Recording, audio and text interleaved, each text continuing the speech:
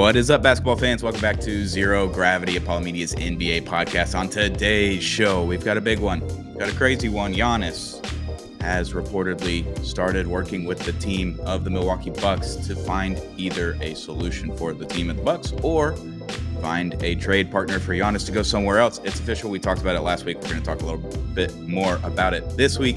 Chris Paul, rip in peace. Told to go home, like left on the tarmac like Lane Kiffin.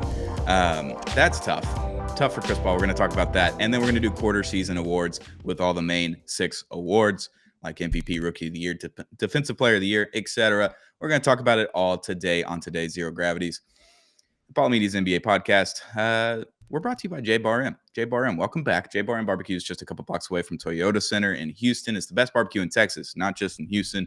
I stand by that. The jalapeno cheddar sausage is incredible. Go get you some J Bar M Barbecue today. And shout out to Zing Zang, America's #1 Bloody Mary mix. We love Zing Zang over here. Zang responsibly all season long. I'm your host, Stone Strankman, joined always on a Thursday by Drew Preety. How we doing, bud? I'm great, dude. How you doing? I'm good. You know? Yeah. It's been a good week. That was a nice Mavs win last night. 3-game win streak, people are saying. People are saying. We might be good. I don't know. We might not be. Ryan Nembhard is good, turns out. Nembhard is good. It sucks that it took you guys this long to kind of figure that out, but he was hurt. Okay. He got hurt a couple games into the season. And I'm sure they wanted to play D'Lo a little bit because they had to, right? Just because they paid him, so they kind of had to play him. Think. Yeah. They keep playing him, though, and we keep winning. So, I don't know. Ryan Nembhard, Rookie of the Year, people are saying. We'll talk about it. Maybe. But we're going to start off with Giannis. We kind of have to. It came out, was it yesterday? Yeah, yesterday. Yeah, yesterday. Shams, however you want to say it. I'm from the South. It's going to be Shams. Tweeted out that Giannis is reportedly working with the Bucks to either find a solution to either make their team better or find a trade partner in the coming weeks. There should be a resolution in the coming weeks, which I would assume is before Christmas. Giannis is like, this team stinks. Get me out of here. We can't win games. And even if I'm going just nuclear on them outside of the first 10 games of the season, can't win them. Roster's bad. Salary cap is bad. You waived and stretched Damian Lillard. I talked about it in July, brought it up, hand up. I was right. Everyone was clowning on me on TikTok, but I was right. Giannis asked for a trade in July to talk to the Texas teams. That part still hasn't been reported on. I'm better than Wendy. I'm better than Shams. People are saying. Dude, get some movement going. Get some movement. What are we doing? So he talked to the Texas teams first. All Texas teams said no to whatever the Bucks were asking for. It was probably through the roof, through the moon, because he has 2 full years at that point. Now Giannis has the leverage. They obviously talked to the Knicks in August. But now it's open season. Giannis is going to dictate where he wants to go if that is what the resolution is in the next coming weeks. We should also mention he got hurt last night. Yeah, that was Did it look kind of It's a weird video. It's a weird video because it does look not non-contact. Right. But it could also be him.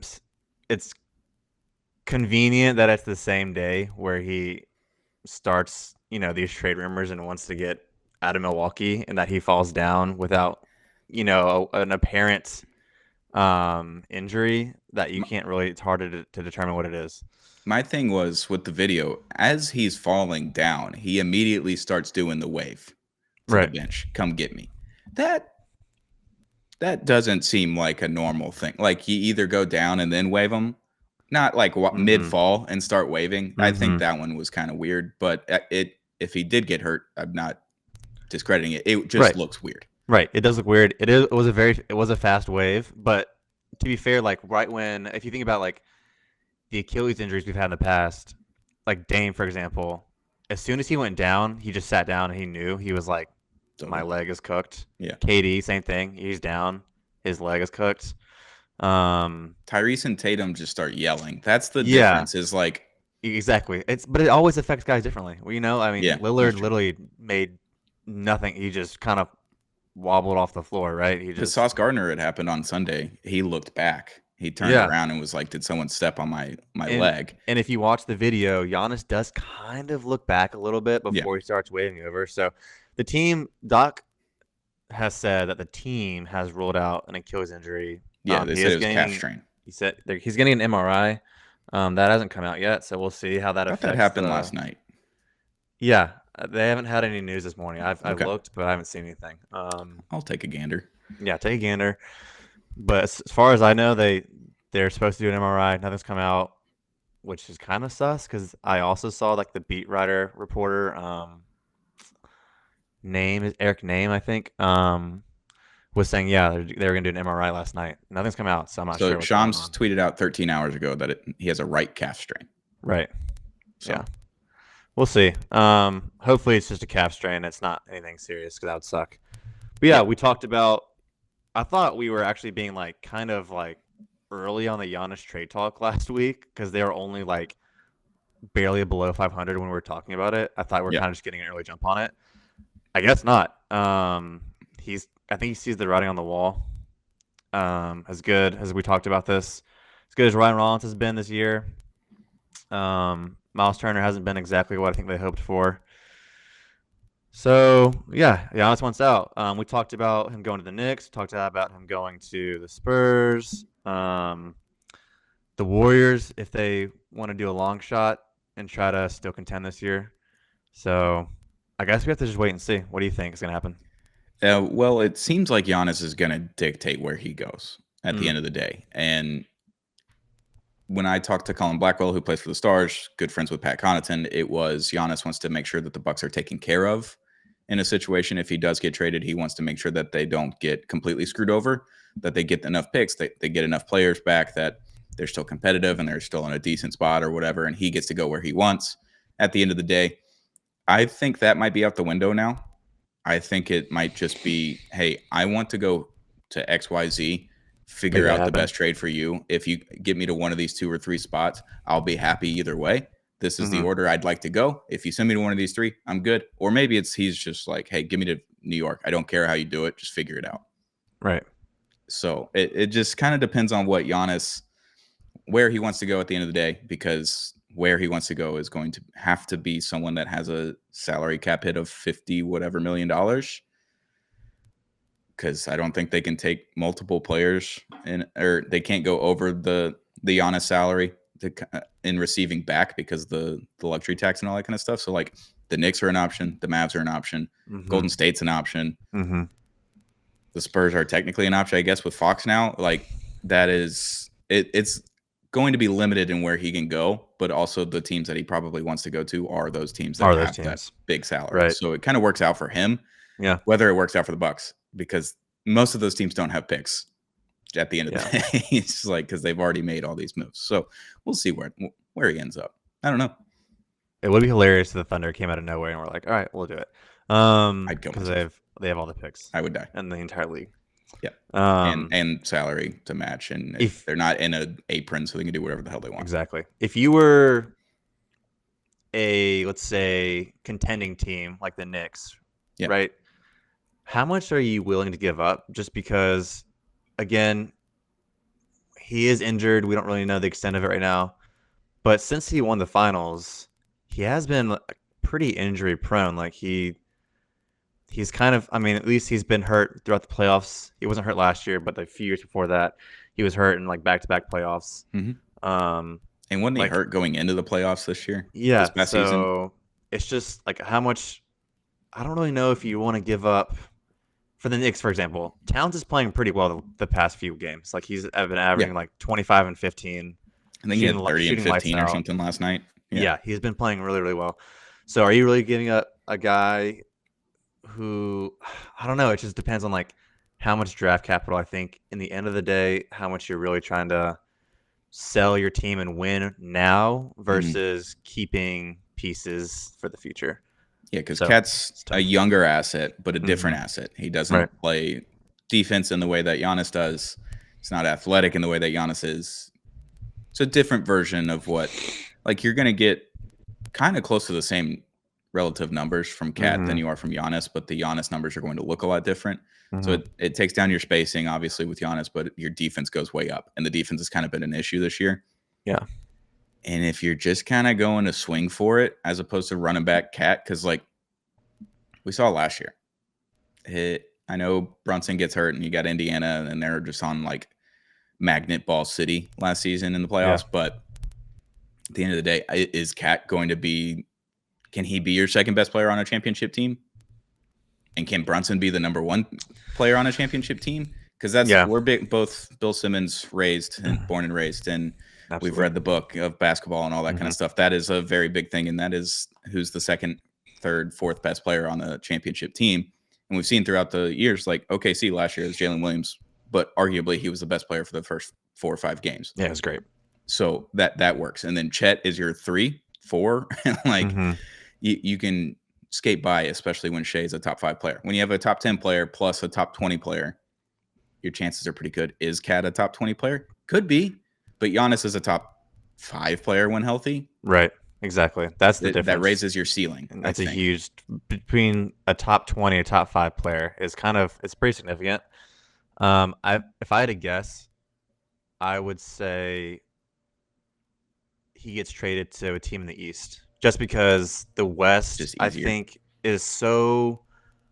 I think the team, everyone's looking at the Thunder and being like, they're 21-1. Like it's going to be really hard, I think, for a West team to see this Thunder team, this young Thunder team who has all this draft capital still, and be like, well, we can trade all of our picks and then just hope, because if you don't win the title this year, next year, and the Thunder still have all their picks, now you're done. Like you swung and you missed. So I think it's going to be an East team that eventually decides to trade for him. It should be. I don't know who that's going to be. I think Knicks. I think probably are number one. People have been talking about it like since the summer. He wants to go to New York. Yeah. So that would be my guess is New York's probably top of the list. You think Miami's in the mix? In Atlanta? I mean, the Heat love to bring in big stars, right? Like, I mean, they brought in Jimmy, they brought in LeBron. Yeah. They haven't really done much though since Jimmy, to be fair. Because they didn't swing on Donovan Mitchell. They missed Mitchell. They tried on Damian Lillard. They missed. But the owners started butting heads. But I feel like Cat was available for them, and they said, no, we'll hold on for the next one. Right. Which they've been saying a handful of years now. Is this the one? Like, this is the prototypical Heat player at the end of the day. Like, yeah, they want him in the building for sure. They would love him. Spo would love him. Like, it's Hero and some other stuff for salary, and then whatever pick. I think you only have 2 picks. So it's like, that only happens if Giannis is like, send me to Miami. Figure it out. Yeah. I think Ware would have to be in that trade, Ware's really good. So I like him. You're giving up a really good young player. Again, and I don't know if even if Miami gets Giannis, it's Bam and Giannis, and then Jaquez. Yeah, Jaime. David Mitchell's been playing all right. And I don't think it. Yeah, and Wiggins. I don't. I don't hate it. Honestly. I don't hate it. They did just lose to the Mavs last night. Mavs are kind of on a roll. People are saying we might be good. I just think even if they trade for Giannis, like the Knicks make more sense because if they trade for Giannis, they're immediately the number one contender, the team to beat in the East. Yeah. The Heat, I still feel like while they would be they could be the echelon, second or third team roughly in the East. Yeah, I think they'd be vying for the number one spot, but it's not a certainty. So it's like, how much are you giving up if it's not a certainty that you're the number one seed in the East? That's with a swing that you're like, hey, we're getting Giannis, and we're going to have cap room next year or the year after. Like, you can go ahead and extend Giannis as soon as you get him, and then, hey, we've got Giannis for 5 years. Come play in Miami. Because everybody wants to go play in Miami at the end of the day. Yeah, I mean, no state tax. Great place to It's not a great place to play fan-wise because it's impossible to get the other arena. I went a few years ago, and it's impossible. We left 3.5 hours before tip-off and missed the entire first quarter. Oh. And we're 12 miles away. Should have walked it. Honestly, probably would have been faster. So, yeah, that's Giannis. I don't know. I would rather go East, but I would too. Because what did he say with Luka when he got traded to the Lakers? He's like, I want all Europeans to play in a big market. In the big markets. He did. Yeah, he did say that. Because Jokic is in Denver, not a big market, but Luka's in LA now. Like, is there any other European that play for big market teams? I mean, like, before no one for the Knicks. kind of came crashing down. The Sixers are always a big market, and he was their guy. So, Yeah. um, but that hasn't really been a thing for a There's no one in Chicago couple unless you years. count Bazulis. What about Vooch? Vooch is right there, dude. Sure. Wemby's in San Antonio, which technically is a big market because they're like the 5th biggest city in America, but Shingun in Houston, but Yeah. yeah, there's no one really in big markets outside of Lucas. So it'd be interesting if he wants to go to Miami, New York. Mm-hmm. I mean, Houston's still available. They just can't do it until January 15th, probably. But yeah, I don't know. It's going to be interesting few weeks here because they said the resolution is going to come soon, whether he's staying or going. Yeah, I think it's going to happen before, like you said, before Christmas. Definitely before All-Star break. Which means Obviously. the trade package is probably having to be bigger because you're not doing it at the deadline. You're getting an extra month and change from him. Mm-hmm. But it's also if he's dictating where he goes, then trade package is kind of just what it is. Yeah. I don't know. It's fun. NBA drama never stops. Speaking of drama, this poor 40-year-old man, this poor 40-year-old 5'10" man, bald, Chris Paul, CP3, basically left on the tarmac in Miami. I think is what happened. They had like a 6-hour delay in Miami, and they just told him to go home on a road trip. They're just like, you know what? Don't even get on this plane. Get on a different plane and go home. Because he's butting heads with the GM, the coaches, the players. He's right. He is beyond right. The Clippers are 6-16. They've won 1 in a row. Congrats. 2-8 in their last 10. This team stinks, and Chris Paul's trying to fix this culture and leave his franchise the way that he wants to leave it. Retirement tour, get his jersey retired, be the first Clipper ever to have his jersey retired. And they just told him to go home. Fuck that. And 5 days ago, they were like, Chris Paul, Clipper for life. He's retiring where he should be. And then 4 days later, they're just like, go home, dude. Don't even come back. Well, it's the classic Blake Griffin treatment where they worst franchise ever. Tell him they're going to retire his jersey. He's going to be a Clipper, not for life, obviously. He's been on a few other teams at this point, but they're going to retire his jersey. And yeah, he gets left behind. It is weird to me that the reports are coming out that Tyronn Lue wouldn't talk to him for a few weeks. Yeah. And I just feel like that's interesting just because he's seen as like a pretty, top 5 coach around the league. Yeah. Everybody loves him. Yeah. And it is weird that relationship soured, I guess, that fast within a few weeks. It's been barely like a couple months since he's been on the team. So yeah, that's an interesting aspect of it. I don't know. It's the Clippers. It's like who do you blame? The franchise. Like it's just cursed. It's absolutely cursed. The trees before the season. Bomber, that ruined the season before it even started. It really might have ruined the. I mean, yeah, because everyone's thinking about other things besides about basketball. Trees. They're thinking about trees and not basketball. Yeah, what you want happening with your basketball team. I think it's time for the Clippers to just leave. Like everyone's always like Seattle, Vegas, just move. I know they just built the arena. No, they can't just leave though. Yeah, they have to change everything. The name, the colors, because they played in San Diego and Bill Walton shows up after saying "fuck you" to Portland after winning the title and MVP because their training staff was like, "You're good," and he's like, "My foot is falling apart. It is in shambles right now." They're like, "Get on out there, buddy." And he said, "You know what? I'm gonna go home. Go to San Diego, play for the Clippers." Same shit happens there. Absolutely cursed. And they need a witch doctor to come in, a witch doctor to perform a ritual. Like Corey Maggette and Elton Brand and all these guys, early 2000s, kind of having fun. Lamar Odom, like fun team. Couldn't do shit. Then you get Chris Paul, Blake Griffin, DeAndre Jordan, Lob City. One of the most fun viral stuff from the late 2000s, early 2010s. Really good team. Couldn't win shit. Second round exit. Have fun. See you later. And then, 2019 rolls around. Kawhi, Paul George. You know what we're going to do? We're going to have to trade Shea, but we're going to get Kawhi, who just won the finals MVP, best player in the world, and Paul George, who was just top 3 in MVP voting. This is going to work. Nope, they don't play games. They just never played games. Give them extensions. And now we're feeding money outside of the salary cap and aspiration and trees and all this stuff. This franchise is dead. Change the colors, rip the name off the chest, get rid of any and all franchise history, just like the Stars did with the North Stars when they moved to Texas in 1993. They brought back the retired numbers from the North Stars, and they respected that. Outside of that, changed the colors, changed the color scheme, the jerseys, everything. They kept the name, but that worked out for them because they won a cup. And you can't do that with the Clippers. It's over. You just got to move and change everything and maybe sell the team bomber and go buy a different team and just fuck with them. I don't know. It's over. He did just, again, like I was saying, like move him to Seattle or Vegas, but they did just build this amazing, and everyone says it's give like it to the Lakers. It's an amazing arena. So like they can't, what are they going to do with it? It's just disrespectful to Chris Paul, like to bring him in and have this whole hoopla on social media and have articles written about it. He's, his last season, his retirement tour. You saw him with the crowd, and he's like in tears and so thankful for the crowd. Yeah, that special event where he's got the mic and he's sitting there and he's just like, this is my home. This is my basketball home.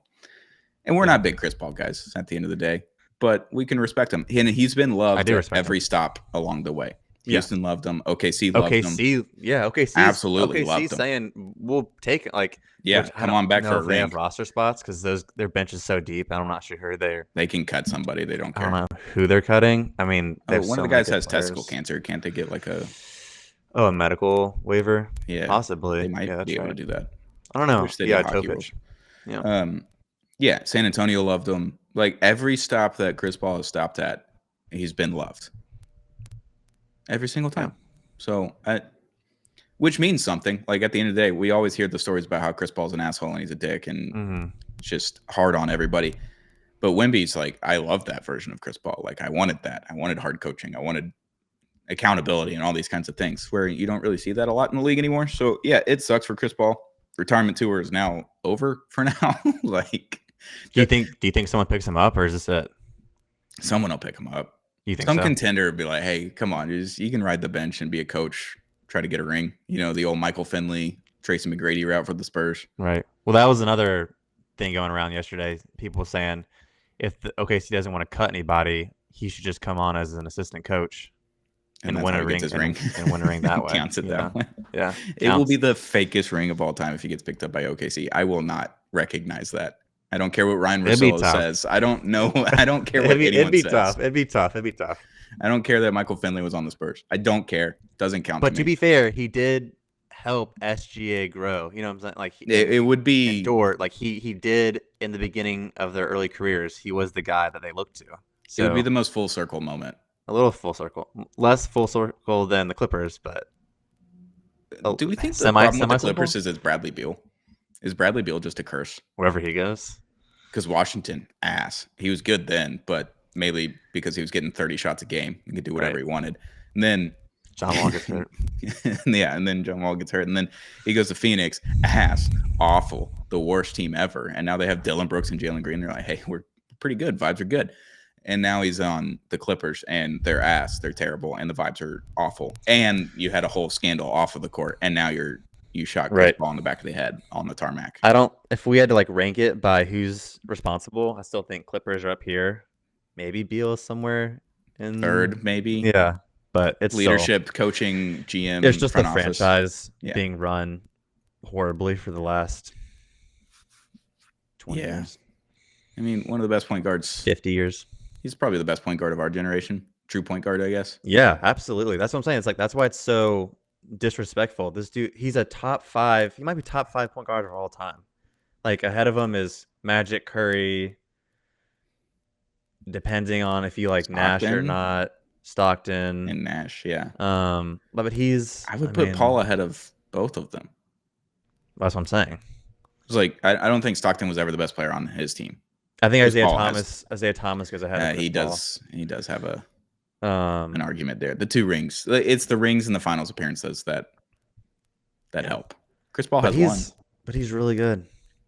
Right? Yeah, it's just sad that it's end like this. Yeah. I tell him to come to Dallas, but I don't know what's going on, and we don't have any money or spots. So we got to figure out a spot in like 35 games for Ryan Nembhard. People are saying Rookie of the Year. Dude, I would cut almost every single person on the Mavs to put Nembhard. I would keep Flag and that's basically it. And Kyrie, and then and Kyrie and AD, and that may be it. we'll keep PJ too. Yeah, Chris Paul, exiled from retirement tour. We'll see if he gets a new one. We'll talk about him probably next week. Maybe it's January 15th by the time he gets picked up. Someone will pick him up when they can start doing the 10-day contracts or cut people or whatever it is and get closer to the aprons. But what are we, 20-something games into the season now, Drew? Quarter season in? Yeah, quarter season awards. I'm really excited to talk about it. I love just looking at spreadsheets and looking at numbers. And I know it's not all numbers and there's some eye test, but numbers do help tell a picture. Yeah, I think this season's been really fun so far. I think obviously MVP is between two guys, like it was last year. Yeah, unfortunately. Defense player of the year, I think that one's kind of obvious too. I won't skip ahead, but what do you want to start with? You want to just do MVP, or do you want to go you want to do 6-man first? Like where do you want to head? You want to get weird with 6-man? I'll get weird with 6-man first. I have Why not? no idea who I'm picking. It's like I didn't even write a name down. I have no idea. So 6-man and most improved. I tried to whittle down to like 15 guys each on that list. Those are always the two hardest. Like most improved, 6-man, those are always the hardest to parse through, just because there's so many guys that qualify for those awards. Yeah. My 6-man, hard decision. I think it always goes to a bench guy, obviously, who is kind of comes off as a gunner. Not, you think of like Jamal Crawford. You think of, who am I forgetting right now? Not Jamal Crawford and Lou Will. Yeah, Lou Will. So it's kind of historically been a guard. There have been some center, some forwards, like Naz Reid won it 2 years ago, but he's not your prototypical center who's in the post all the time. He also shoots the 3-ball a lot. Yeah. The last real post guy was Montrez back in 2020, but before that, it's been forgot about him. Yeah, it was basically been like Lou Will, Jamal, Malcolm Brogdon won one of those somewhere in there. Jordan Clarkson had one, so it's basically heaters off the bench. Yeah, I am taking somewhat of a heater, but also a guy who plays really good defense and also has a pretty good all-around game. That's AJ Mitchell from the Thunder. Yeah, I think if he was a starter on another team, like if you just put AJ Mitchell on, let's say, the Kings, and you take away like Levine and you just trade those guys, I think AJ Mitchell's putting up 23, 5 and 5. Probably, yeah. He's insane. He's I think he's like 15, 4 and 4 right now. He's just they're the best team's best bench player. So it's kind of obvious that I guess you would fall to that conclusion that you think he's gonna be the 6-man. But he's just really good, especially with J-Dub being out for the first part of the season. Yeah. He had a lot of slack to pick up on. And I know they did it by committee, where they also had Caruso and Dort and ISO Joe and Wiggins. But I think out of all those bench guys, the most complete player is AJ Mitchell. Yeah, that's who it was basically between him and, you're gonna love this, Rockets fans are gonna love this, Steven Adams. I mean, he's so important to that team. He's so insane. Important to that team. The problem is he's only playing, what was it? I think like he's playing 20 minutes a game. Exactly. He's playing, like 20 minutes.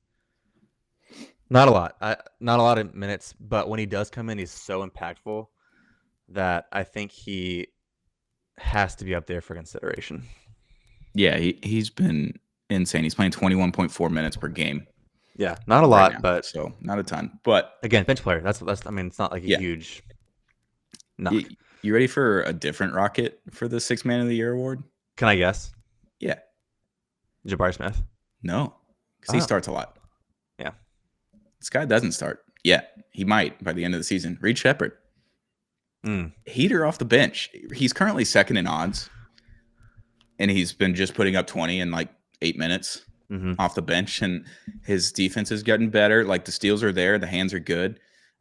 It's been just a breath of fresh air for what we like to see on the basketball court from this Rockets team is like it's kind of clunky. Yeah. There's a lot of ISO ball. There's this, that, and the other. Then you got Reed just flying around the court, kind of doing his best Klay Thompson impression and just taking threes, and he's doing dribble stuff, and now he's playing defense. I was wrong. Hand up. I called him a cone. I was wrong too on the first episode, and last year I was like, this guy doesn't even fucking play, and you need a guard. Like, what are we doing here? And he's the number 3 overall pick, and you just had like Klingon. Klingon could have just been there. You'd had the double big. Klingon's been really good as well. So yeah, I'm gonna go with Reed Shepherd. I love the Stephen Adams thing, but yeah, I think the lack of minutes maybe, and maybe the stats as well, because like he's only averaging. I think it's like 7 and 9. Something like that. Yeah. He's only averaging 9 rebounds, 1.4 assists, and then 7 points. So it's and 6-man. You're right. It usually does come down to like, oh, who's scoring 20 off the bench? Like who's putting up these big numbers? Even though that's not always how I think you should perceive the award. That is usually how, like we talked about in the past, that's usually how the award goes. And Reed's only averaging 13.2, but he's shooting 45% from 3. Yeah, I just wonder if Reed will end up being the only reason I didn't mention him. I think he's definitely for sure right now at the top of the list as well. The only reason I didn't say anything is just because I wonder if they're just going to start putting him in the starting lineup. And that was one of Shelley's takes early a few weeks ago, is that Reed will start by Christmas. Right, and if that's the case, that might it's basically, I think all it is like you have to be more than half on the bench. So I think it's 50 or 60 appearances where you come off the bench as opposed to that. But so if he starts right now, Jaime Hawkins Jr. is odds-on favorite for winning. I have Jaime in my list. Yeah. I think he's plus 200. So I think that's just a name that people recognize. No offense to Jaime. I think Jaime's played really well this season. He's doing all the things right. He had such a weird sophomore year. I'm glad I don't know what happened last year. I'm glad he's the back Jimmy at Butler. It. Yeah, that might have just messed up their whole season. Yeah. He isn't shooting great from 3, but that's kind of his only knock right now. And he's not a historically good 3-point shooter. No. I just wish that number was a little higher. I think it's like 20% right now. Yeah, it's 20%. He's averaging 15, 6, and 5 though off the bench, which is sick. And his field goal percentage is 50%. So he's shooting 20 from 3, but he's making half of his shots. So he's just not shooting a lot of threes, which is fine. The Heat don't take threes outside of Hero, really. Yeah. It feels like. So yeah, I had Jaime. What odds are you looking at? Are you looking at like from what website? What site are you looking at? We are sponsored by Underdog, so I'm not going to say it. So we are looking at Underdog. Good. Underdog's telling us. Jeremy Grant is 3rd at plus 1,000. No. AJ Mitchell is 1,200 at 4. Okay. Onyeka Okongwu. Yeah. Don't hate it. Grimes. Grimes is I have next. Grimes. So I was gonna say I have the other like 5 guys I have are Grimes, Anthony Black. He's 7th. Wow, look at me. Stu. I love Stu off the bench for the Pistons. I love when they play the double big with him and Duren. Yeah, it's great. Non-existent. Cam Spencer, I know this is a homer pick, but been super hot for the Grizz recently. Yeah, but your team stinks, so. Yeah, exactly. I think it's going to come down to, you can't really have a 6-man on a bad team. So yeah, that'd be tough. You should just be starting if you're on a bad team. I was even looking at Gillespie on the Suns, who's really come in and has a super high assist-to-turnover ratio. Yeah. I think kind of what they thought Tyus Jones would be for them. He's been really, really good. But yeah, although Malik Monk and Cole Anthony are on this list on the top 15, so maybe you don't have to be. That's the classic. Those are the prototypical 6-mans that they're looking at, and they're just like, we'll throw them in there to just steal some money from people. Yeah. All right. That's 6-man. You want to do most improved next? Sure. Why not? Let's get the most I guess contentious. Is it? Not contentious, but I guess more so just there's a lot of you could make an argument for a ton of guys, is what I'm saying. Yeah, this is a ambiguous award. Yeah. So I think maybe not a lot of people have this rule, but I have this rule. I cannot give it to a second-year player just because Yeah. your leap from your rookie year to second year should be really good if you're a good player. Like it shouldn't Yeah, be a you should huge already be surprise. progressing. Right. It shouldn't be like, oh. So that took out. So I had on my initial list, I had Reed, Hmm. I had Castle, and I had Edie and Tyshawn George on the Wiz, who's been playing really well this year. He has been really good. So those four are just automatically out for me just because they're second year players, even though they've all had amazing starts to their sophomore season. Yeah. Been playing really well. I again was between two guys. I think I landed on one that it's kind of surprising, but I think it's obvious to me. But it's Austin Reeves. This Okay. dude is, I mean, especially so. I think people take for granted with LeBron out. This How Lakers much he season took over. could have really gone sideways from the get go. Hmm. Especially you bring in DeAndre Ayton, who's never played with Luka before. You bring in Marcus Smart. How's he going to fit in with the team? You got rid of DFS. I just think you have to rely on Jackson Hayes as the backup center. There's a lot of pieces that I think aren't individually very good, but AR makes it all work. I mean, he's basically like Luka Light at this point. He's great. I think he's averaging like 28, like 7 and 7. He's Yeah. just really really good for quote unquote a third option. Yeah. If you Right. round up, it's 28, 7, and 6. Yeah. Pretty So good. as a third option, which he might be second with LeBron kind of just like meandering his way through the regular season until playoff time. What do you have the odds up? Is he anywhere? He's 5th in the odds right now. Okay. I'm going to take the odds-on favorite, though. And this was the Okay. easiest decision.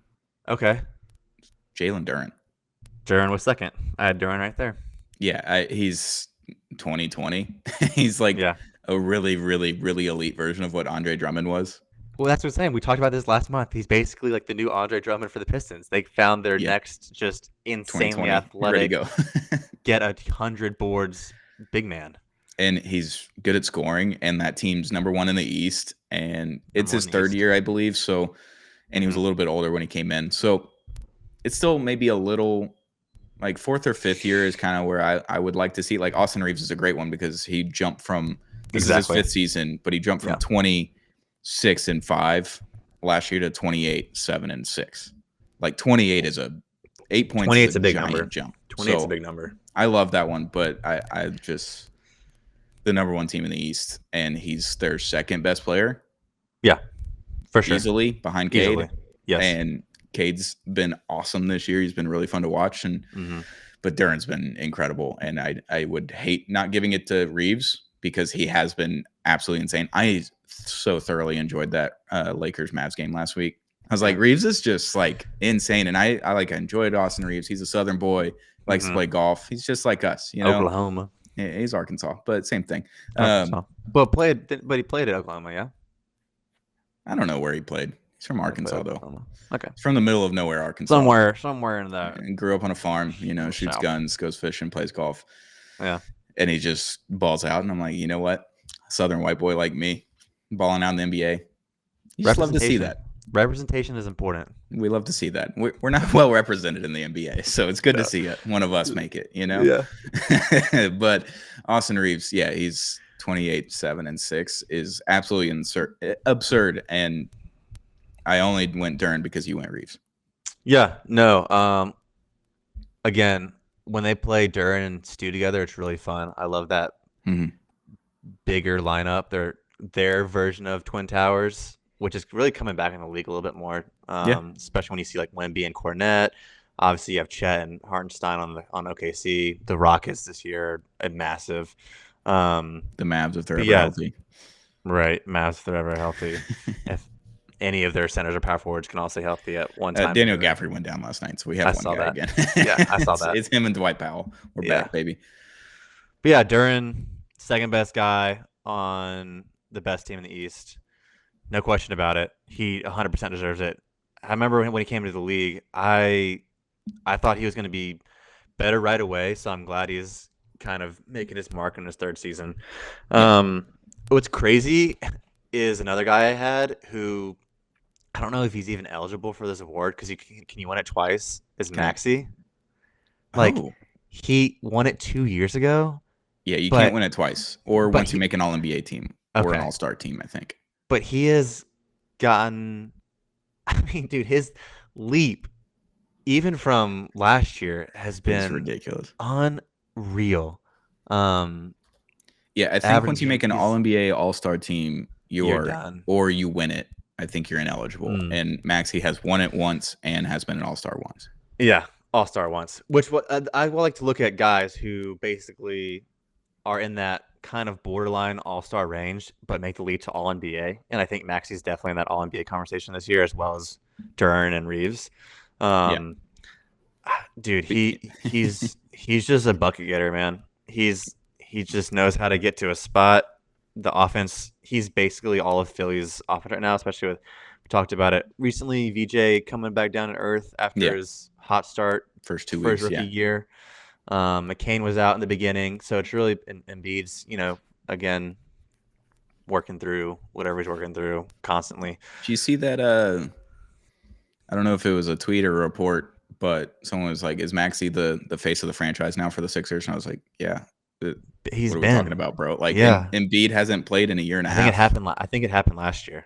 It had I to think have. people saw where the Embiid thing was going last year, and it's definitely Maxi Oh, at and this then after point. that article this offseason that was from ESPN, I can't remember who wrote it. It was a chilling article about Embiid. It took me like 4 days to read because it was so long. But just like through the injuries and how he's treated and everything in the franchise and all that kind of stuff, I'm like, yeah, no, it's Maxi. Maxi's your guy, obviously, because Hmm. you don't treat this guy well anymore because his body Right? can't stay healthy, and it's not his Yeah, fault that he's 7'5", 300 pounds. Like, it's not. can't help Yeah, that. But yeah, I love Maxi. But yeah, I think he won All Star ineligible. in the year I just that wanted to he mention him won just because he's MIP. been playing so well.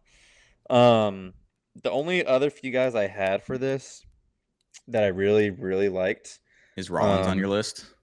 Rollins was on my list.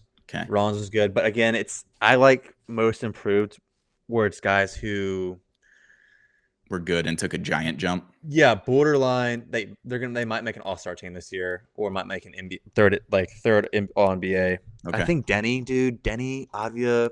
He's number 2 on the odds. He's plus 275.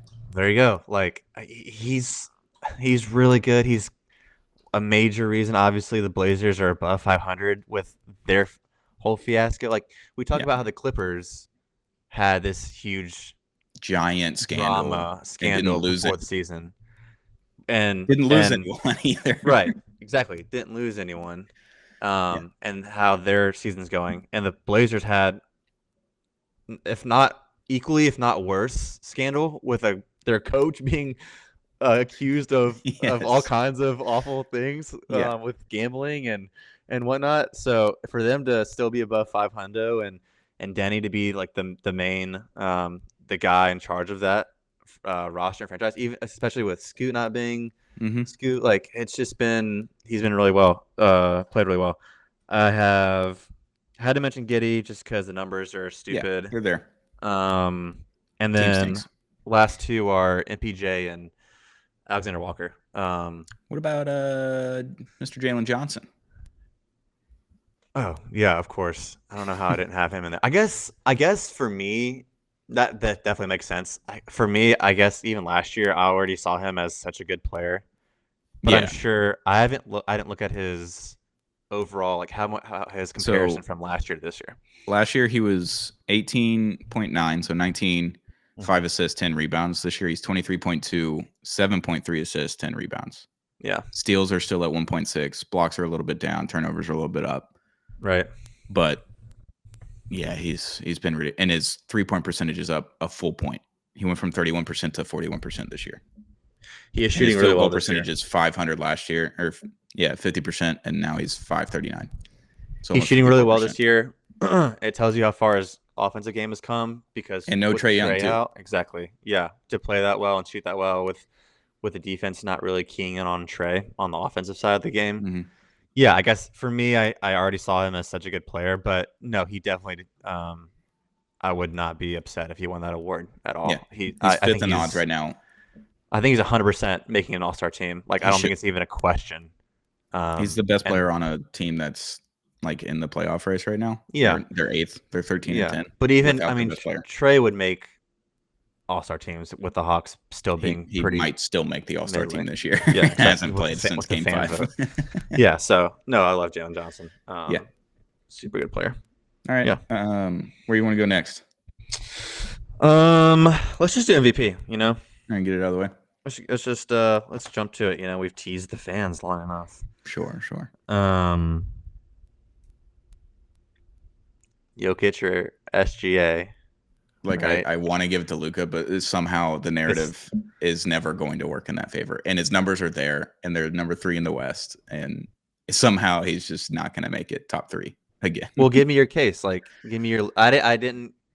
I am still between SGA and Jokic, but give me your Luka case. And I am as well. But the problem is that he's averaging 35, 9, and 9, and they're what, 1 game back?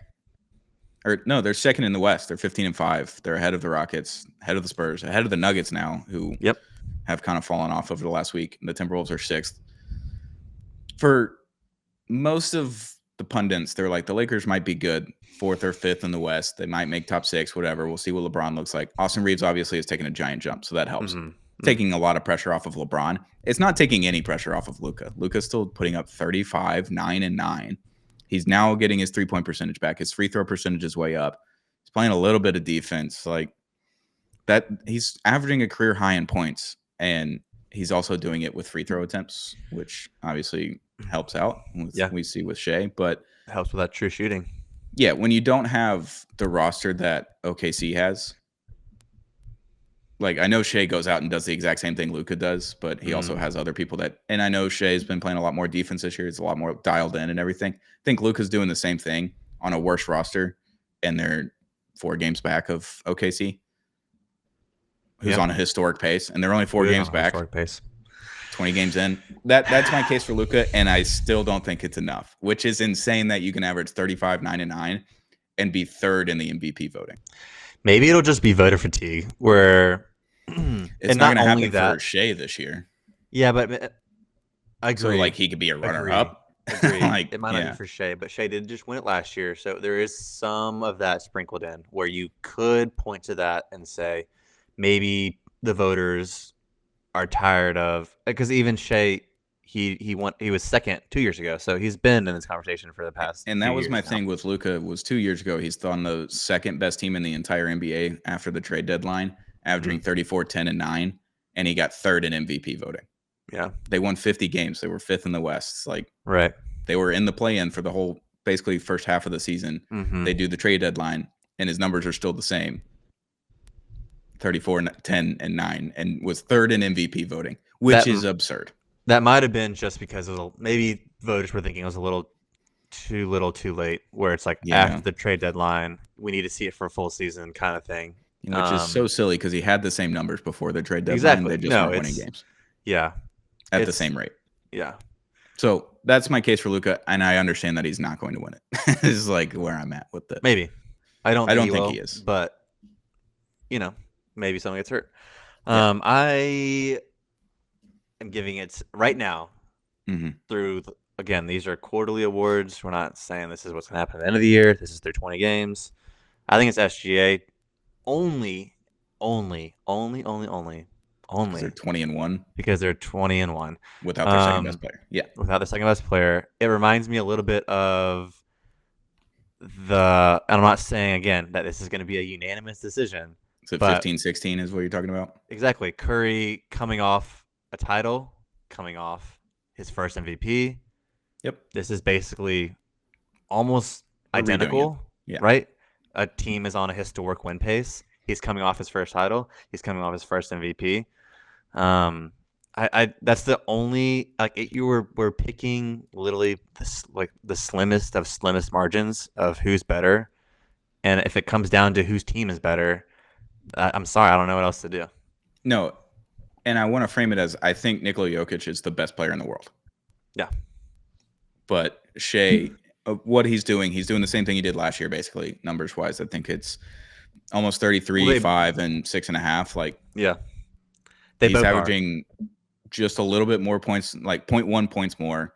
His assists are almost identical. The rebounds are almost identical. It's the exact same thing.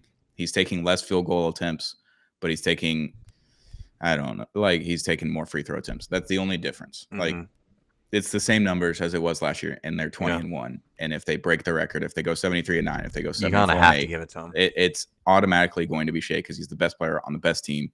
Historically great team. Set the best record in the regular season, and I can't hate that at the end of the day. You And Luke can't. is going to average You can't. 35-99, and it's not even going to come close. And it's better numbers, and he has to do more. It's like, yeah. And I understand that Shea's going to win it, but I think Jokic is the best player in the world, and I think Luka has the best numbers in the world. But Shea's going to win it because he's on the best team in the world. And that's not a disservice to Shea. Like, Shea's still fucking incredible.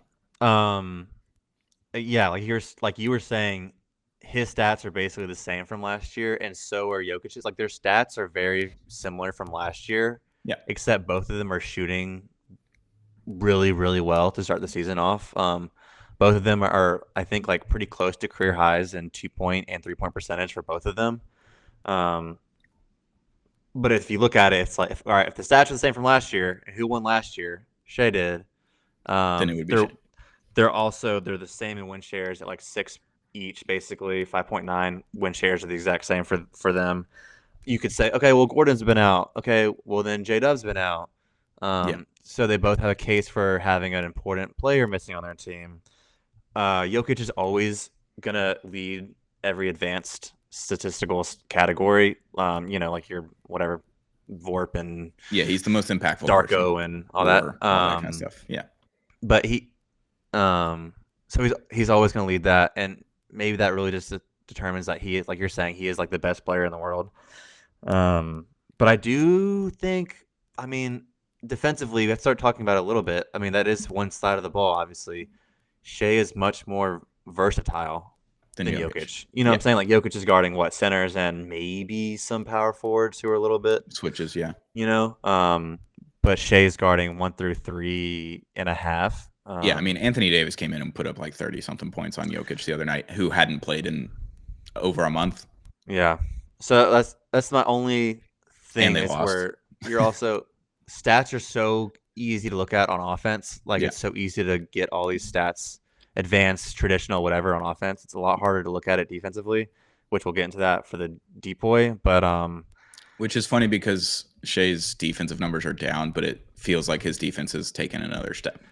Yeah, and that's a lot of eye test things. But even if it's not, even if it hasn't taken a step, and even if it is down a little bit, it's still better than Jokic. Yes.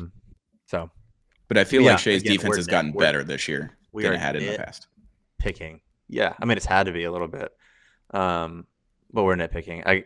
It's gonna. Who cares? Like, like it's really important for historical purposes, but they're both so good, and Luka's so good that. I can't. It's hard for me to get mad at anyone saying, "Oh, they believe this." If it's one of those two guys, there's not really a case for. It's how you like watching basketball. Yeah. Do you like someone operating from the post and spreading it out, or do you like a actual legit killer ISO dude, pick and roll ball handler who gets to a spot and knocks it down every single time? So it's just kind of how you prefer, I think. Or do you want the guy that talks the most amount of shit and is the best pick and roll player probably ever, and that will make shots that you've never seen before or passes you've never seen before? Exactly. It's those three guys, and it's just like they're all fucking incredible. And plays in the Laker market now. And now has Laker boost. Yeah. Getting a lot more eyes, yeah. A lot more free throws, too. Been begging for that for years because it feels like he gets fouled on it. It's like LeBron in his prime. It's like he gets fouled every time he goes in the lane, but you can't call it every single time. So I get it. All right, MVP's out of the way. We can. Yeah. It's those three guys, and then Giannis is fourth, Cade is fifth, Tyrese Maxey's sixth, Victor Wembanyama's still here for whatever reason. I don't even know if he's going to qualify. Maxey being sixth is crazy, honestly. Like I got to keep talking about it, but he's really just played so well. He's fifth behind Giannis, but now Giannis is hurt again. So whatever. Next one, you want to do Depoy or Rookie of the Year? Yeah, let's do Depoy and finish because I feel like we talked about Rookie of the Year a little bit last Yeah, pod. I think we did. But yeah, let's do Depoy and finish with Rookie. It's Wemby. I mean, If he doesn't qualify for exactly, games, exactly. who That's is it? that's Because the only that's the only caveat. caveat. Well, can we talk about Wemby? I mean, He's just nuts. again, Yeah, he's another leading. person that we've never seen do something before in our lives. Like one of the best things we've ever seen, and they're all in the league at the same time, which is really cool.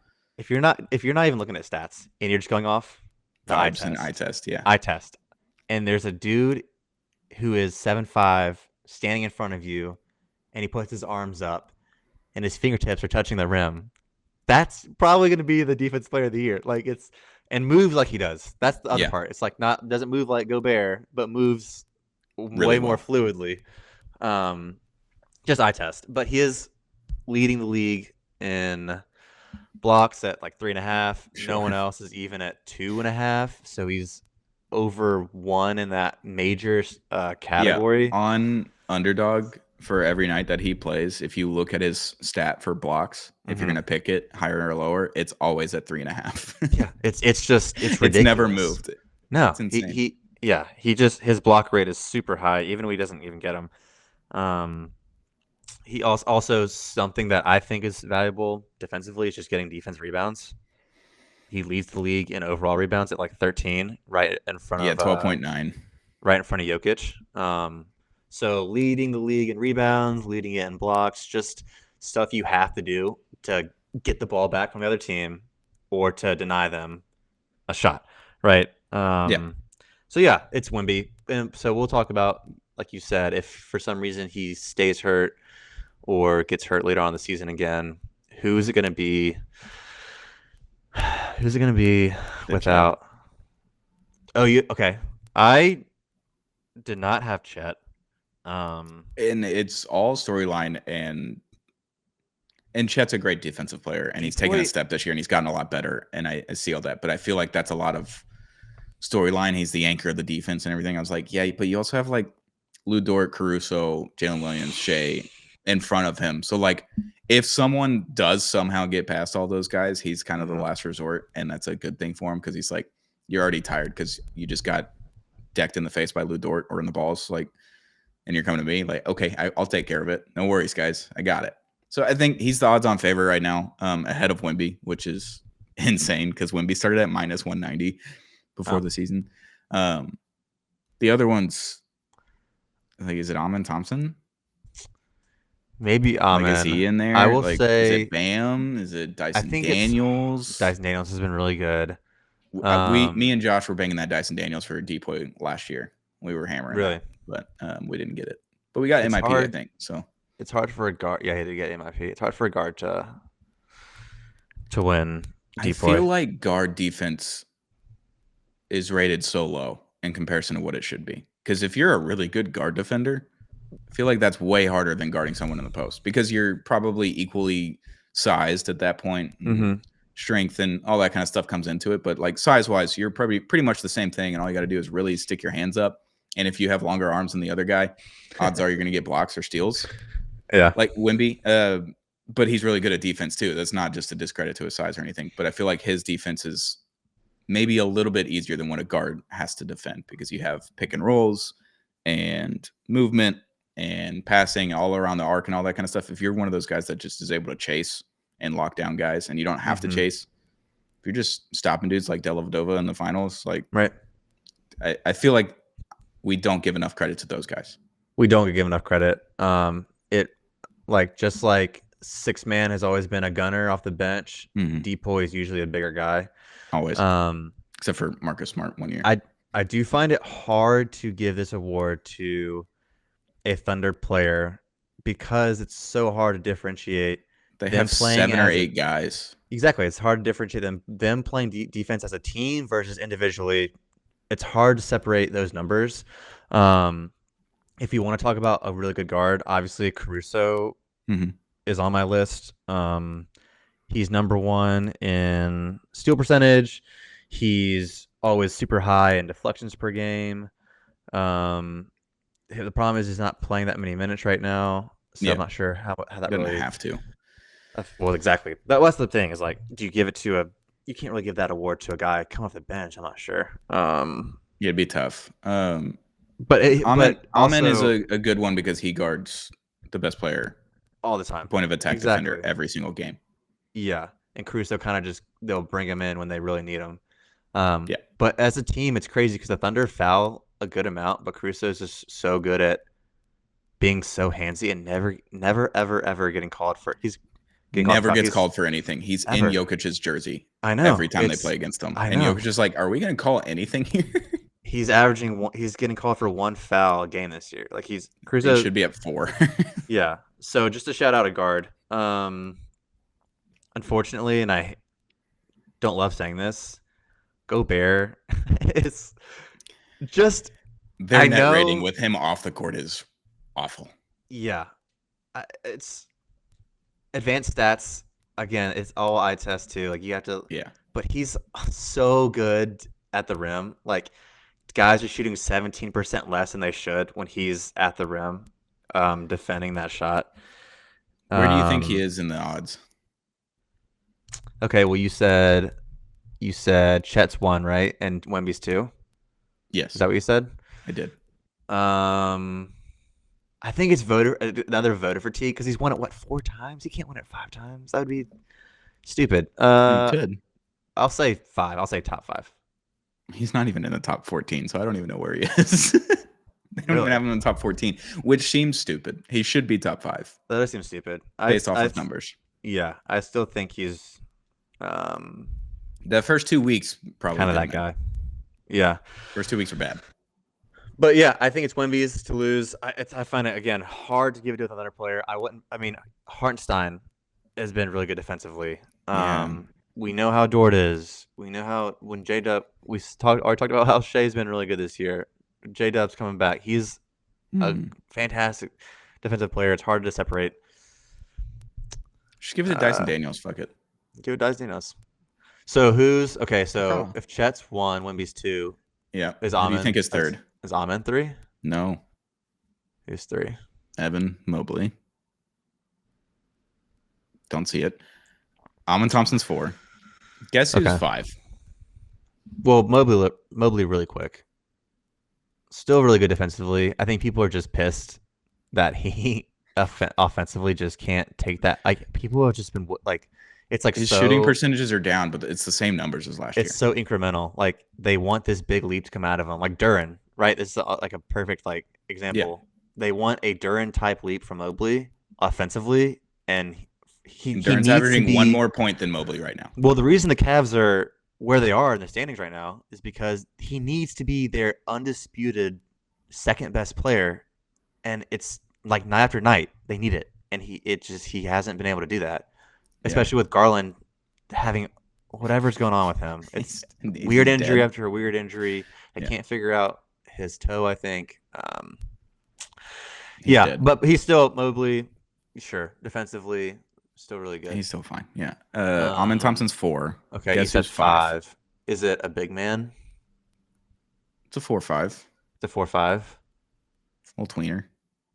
In today's Are they in the East or West? East. East? Yep. We talked about them earlier. Oh, freak. Well, is it Duren? It's Bam Adebayo. Which Bam's always having a really, really good season this year. Yeah, compared to last year. Conversation. Him and Mobley, like the past 5 years, have always been in it. Yeah, and then it's Dyson Daniels. Love that. Scotty Barnes is 7th. Don't hate it. And Draymond Green is 8th. Yeah, I had Green on my list. Sure. What about is Suggs somewhere in there? Nowhere to be found. All-Star Thompson. Man, guard's not getting any respect, dude. All-Star Thompson is right behind Green. Just take a wild guess. For a Western Conference big. Can I get Triple J in there? Where's Triple J? Deep Boy like 2 years ago. Where's he at? Come on, man. He got his contract. Leave him alone. I know. Just take a wild guess of this Western Conference center. Luke Cornett. Center. Luke Cornett is a center. He's a tweener. Are they the playoffs? One of the worst teams in the West. Worst teams. So we're talking. Is it Zoo? Yeah. Yeah. Who was awesome last year on defense, Yeah. but this year I feel like it's all falling apart. Yeah. He's Lou always Dort's solid. Lou Dort's next. Donovan Clingan behind Lou Dort, Mikal Bridges, and then Giannis to Okay. be 14th. So weird list. I don't understand betting odds. We'll move on from there. It's our last one, right? Are we doing coach of the year? We can talk about it at the end. We can easily jump at it. I mean, but let's talk about rookie and then talk about coach. Well, Cooper Flag's really good now. So Cooper Flag is really good now. Do you want to know how good he is now? He's been, and we're really, talking about really recently. Good. Yeah, youngest player to have 3 straight 20-point games ever, younger than LeBron. Oh, I saw a stat yesterday on Twitter. It's like most points before NBA players that turn 19 years old. Mm-hmm. Cooper Flag is 300. Yeah, that was tough. Hand up. Hand up. Nope. Cooper Flag is third, I think, on the list at like 351 before the last night's game. Mm-hmm. It's a lot of points before he turns 19. LeBron's at like 650. It's like not even close. I know. Wait, who was? Can I get? Was Katie ahead of him too? You said he was third, right? Before you turn 19 in the NBA. So I think it was. Katie, it was T-Mac. Was already in was it Texas? Yeah. I think it was T-Mac, who wasn't very far ahead of Cooper Flag. Yeah. It was still in the 300. So Cooper Flag will be second on that list, unless he finds out how to score 300 plus points before his birthday this month, which is in a few weeks, I believe. So probably not going to happen. But yeah, I mean, he's been really, really, really good over the last month now. 17, 6.6, 3.3, shooting 47% from the field, 80% from free throw. Like his 3 ball's not there, but his thumb and wrist are like completely fucked up. So we've seen that with the jump shot, the free throws, and the 3-point shot since it got hurt. Mm-hmm. He's probably the best defender on the floor for the Mavericks. Yes. Already. Versatile. Like ahead of AD, ahead of PJ. Like, yeah, no. Probably the best defender on the team at 18 years old and had never played in the NBA before. Mm-hmm. I think you have to take that into account. I know Concaniple's been really good. I know some other guys have been really good, but. Oh, so you're taking Flag? I'm taking Flag because it's just like the defense, which we talked about with Shea versus Jokic. I think like Cooper Flag's one of the best defenders in the NBA, like wing wise, and he's versatile and he does a lot of things. I wouldn't say he's one of the best defenders in the NBA yet. I say, but like if he made second team all defense this year, would you be shocked at the end of the year? Okay, or if he's just like he's the second guy off the list. I wouldn't be shocked. I wouldn't be shocked. I don't think he's going to make an all NBA team defensively. Yeah, we'll just have to see where the stats lie because he's at 1.4 steals. He's averaging 2 stocks a game. Yeah. To be where he's at as a rookie, as 18 years old, is super impressive. We talked about like that 3-game scoring streak he had last night. Even though I'm watching the game, there's 2 minutes left. It's a 6-point game.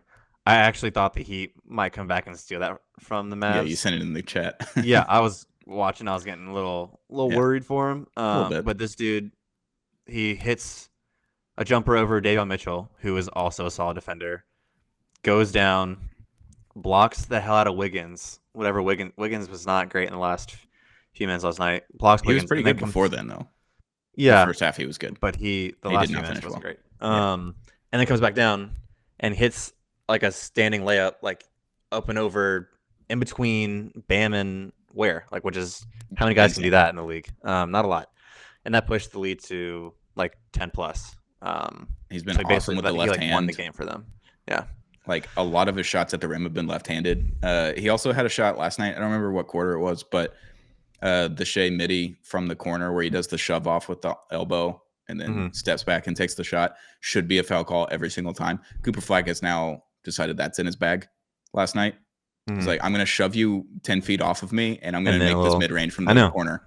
He's good at that. Yeah, turns out he's just picking things up week by week. Well, he's starting to use his body to his advantage more, where he's not even big yet. No, he's not. He's not full. He's not filled out at all. But he is using his height, where he's kind of just trying to shoot over people. Yeah. But he's clutch. I saw a stat this morning from Dan Devine. who had him in the clutch. What was his point? Well, he's like Is he 17 third or and fourth in points, averaging 50 point? I think he's 54% from the field in the clutch. yeah, 59%. 59. And Sure. and per 36, he's 26 points, which is like really, really good. I think he's third or fourth in the league in clutch points this season. Yeah. Which they play clutch games every single They time. they've played clutch games. We So talked about that. That has, but the field goal percentage is what you look at there. 59% in the clutch is ridiculous. And 26 points per 36, that's really, really good. I unfortunately for you and all the Mavs fans out there, we're talking about quarterly awards, not end of this year. It's for me, Cooper has had this huge push the last few games, but it's been I think it's con still through the first 20 games. Yeah. We talked last pod about how the rookie record for threes is 200 in a season, and his pace puts him at 300, which is literally like mind-blowing. Yeah. He also, this is a crazy stat, and if this happens, I think he should end up winning Rookie of the Year, even if Cooper's good. He's shooting 50, 40, 90 right now. That's ridiculous. He would be the only rookie ever, the only one in NBA He's shooting history. 45, 40, 90 right 50% from two. 50% from 50% two. from two. Okay, yeah. He would be the only rookie who's ever had those splits. Ever. Like, no one has ever had 50, 40, 90 coming out the gate. I mean, that's crazy. And you talk about the 50, 40, 90 club. It's Steph, KD, Bird. I mean, it's Nash. Literally it's Nash. It's historic guys. Historic guys. Like Kyrie hasn't done that, and we talk about how good Kyrie is all the time. Yeah, like first ballot Hall of Famers. It's ridiculous. Wait, I thought Kyrie actually did it. Like he was shy by like 0.2 on one. Oh, really? I don't remember if it was 39% or if it was 49.8%. Yeah, It was one of those two. He did it during there a few years ago. But yeah, he was right on it. But yeah, like he's been insane, and he started off well, which is the problem with Cooper. Is like the second game was really good, but then it was kind of just like, hey, he's 13 and 5 and 5, and you're like, this is good. No point guard. And then as soon as they added the point guard, it's been pretty close to, I think it's 19, 6 and 5 is kind of what he's averaging with 2-3 stocks a game. But yeah, Con is at 18, 5.6 and 3. So like their secondary numbers are pretty much the same, but he's got one more point on him.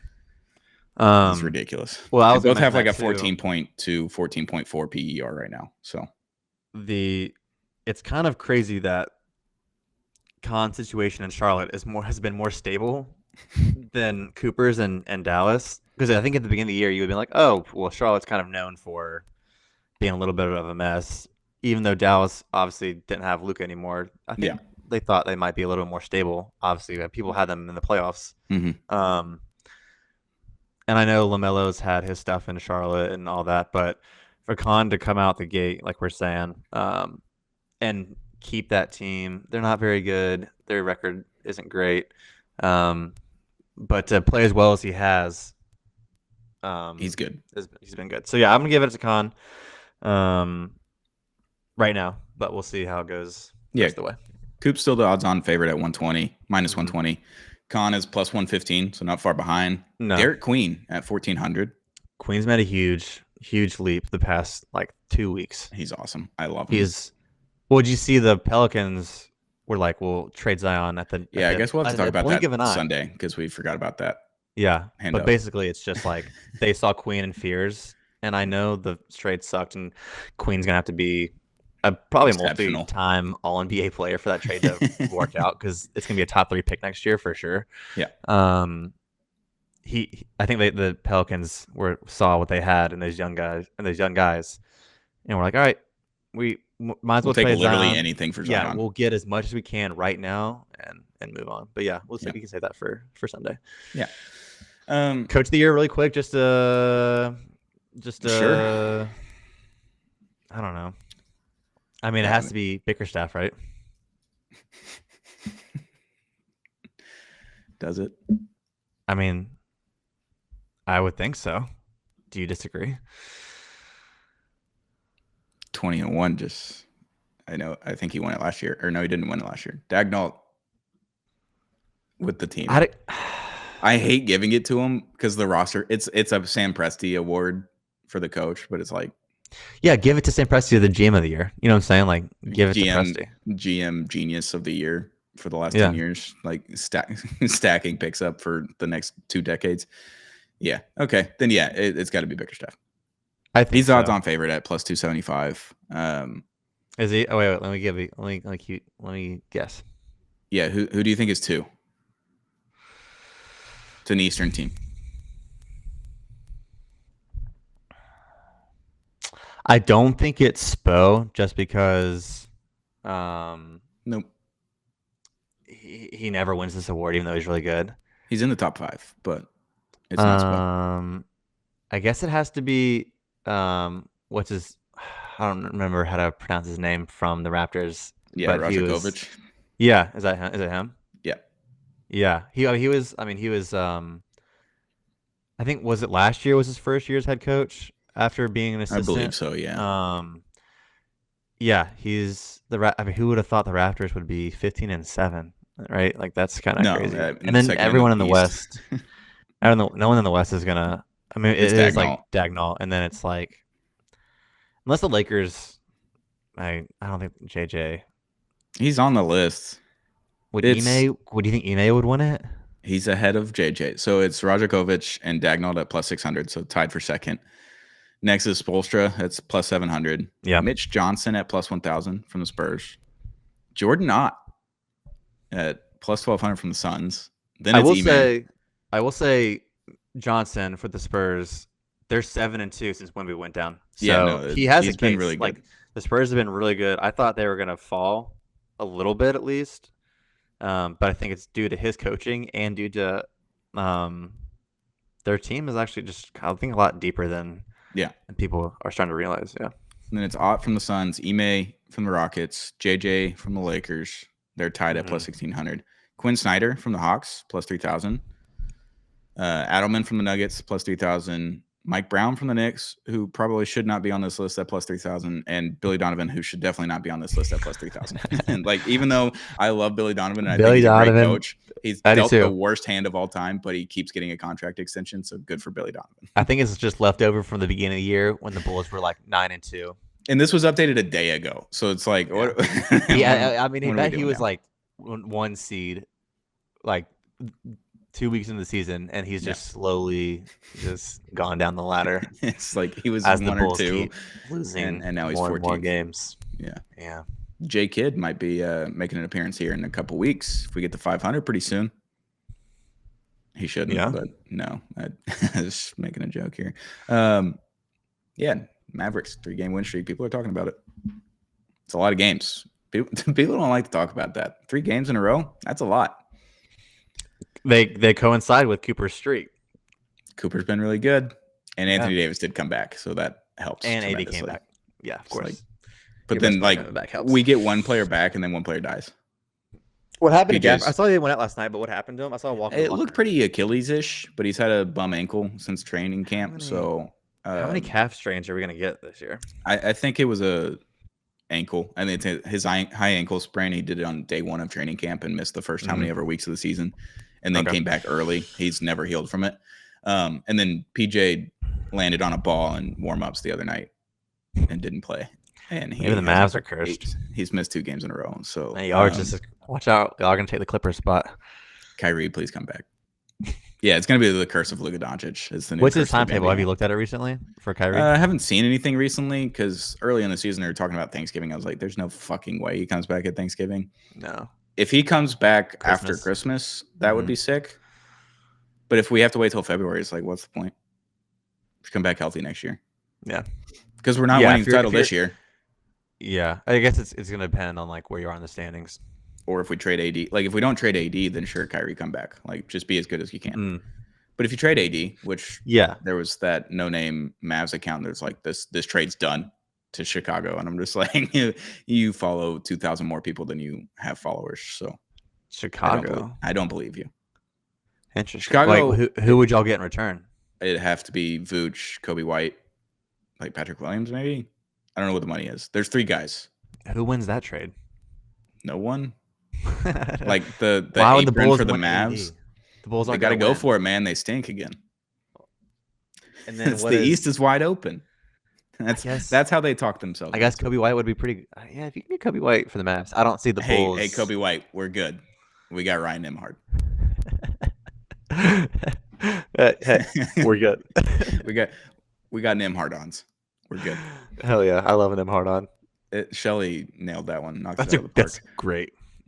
Cooper in my flag, and I got an Nembhard on. So Nembhard on is fantastic.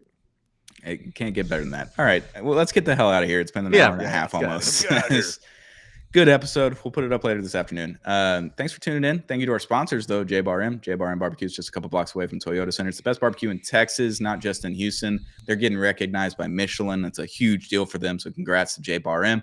Go get it today, tomorrow, all weekend. We love J-Bar M, best barbecue in Texans. And shout out to Zing Zang, America's #1 Bloody Mary Mix. We love Zing Zang over here. Zang responsibly all season long. We got Bloody Mary Mix. We got the Blazing Bloody Mary Mix, Michelada Mix, Margarita Mix, all the things with Zing Zang. Zang responsibly. Drew, thanks for hopping on. We'll be back on Monday with another episode of Zero Gravity, Apollo Media's NBA podcast. Peace.